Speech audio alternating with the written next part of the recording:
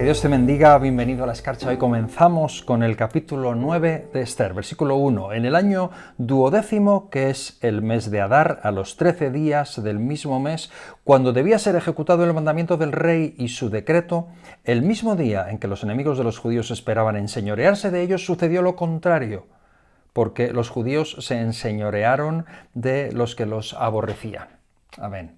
Lo he llamado David y Goliat. Un tema de fechas, 8 de marzo del año 473 a.C.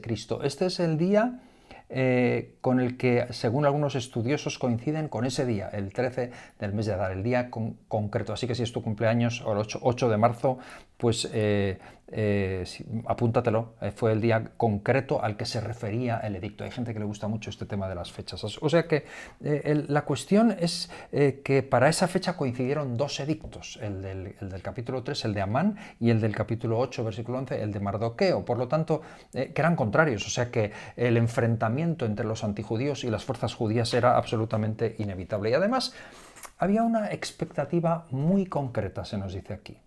Era el día en el que se esperaba que los enemigos de los judíos se enseñorearan de ellos, porque los judíos habían sido siempre una minoría. Y además la gente que iba contra ellos tenían un edicto legal válido, que era el de Amán. Así eran las leyes persas. No se podían revocar, por lo tanto tenían un peso legal, y el atractivo del del edicto era el botín, se dice. Y por otro lado, quizá esa venganza personal que algunos respiraban contra los judíos. Muchos dicen que este es el comienzo o el principio del antisemitismo. Pero las cosas resultaron muy diferentes de lo que se esperaba, de lo que era la expectativa. Dice aquí que los judíos se convirtieron en amos de aquellos que los odiaban. Esta es la forma en la que Dios actúa.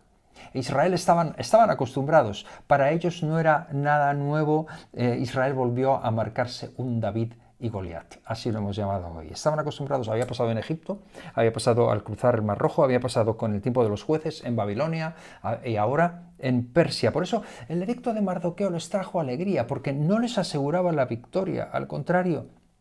Era una batalla perdida, tenían mucho que perder, eran una minoría, no tenían mucho, pero les daba igual, les daba la oportunidad de defenderse y sabían que Dios estaba con ellos. Dios es el Dios de los débiles. David contra Goliat, siempre fue así.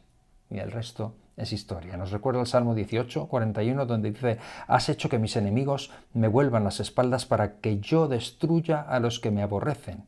Es lo mismo, es como repetir la frase del Salmo 42, 5, donde dice: ¿por qué te abates, oh alma mía? ¿Por qué te turbas dentro de mí? Espera en Dios, porque aún he de alabarle. Y me recuerda algo más en 1 Corintios 1, 27 a la 29, dice que lo necio del mundo escogió Dios para avergonzar a los sabios. Lo débil del mundo escogió Dios para avergonzar a lo fuerte. Lo vil del mundo y lo menospreciado escogió Dios, y lo que no es, para deshacer lo que es, a fin de que nadie se jacte en su presencia.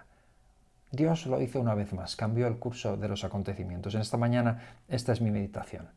Es posible que las cosas no te hayan salido hasta aquí como tú esperabas, que tengas la sensación, como decíamos en devocionales pasados, que existan áreas en tu vida en las que estás derrotado, vives en opresión, dominado por el enemigo, por tus enemigos. Puede ser cosas físicas, emocionales o espirituales, pero da lo mismo. Nuestro Dios es el mismo Dios que el Dios de Esther, el Dios de Mardoqueo, el Dios de los hebreos, y eso significa que Él volverá a hacerlo contigo también en Cristo Jesús. Tenemos un Dios que está acostumbrado a revertir las circunstancias más oscuras, a darnos la victoria en el momento más extremo, en el momento en que menos lo esperamos. Escúchalo.